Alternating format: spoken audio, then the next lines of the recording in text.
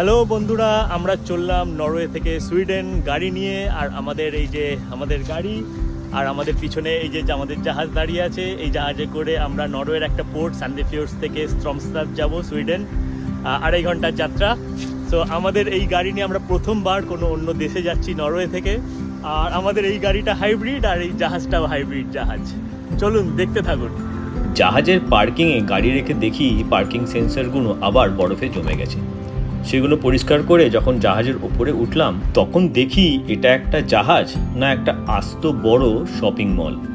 মস্ত বড় tax free জামা কাপড়ের দোকান থেকে শুরু করে ট্যাক্স ফ্রি সুপারমার্কেট, এয়ারপোর্টের মতো ট্যাক্স ফ্রি অন্যান্য জিনিসের দোকান, আর আছে বেশ কয়েকটি রেস্টুরেন্ট। আমাদের জাহাজটাকে বেশ কিছুটা দূরত্ব যেতে হলো বরফ কেটে কেটে। চোখ রাখুন আমার চ্যানেলে, আমি শীঘ্রই আসতে চলেছি একটি নতুন ভিডিও নিয়ে আমাদের যাত্রার।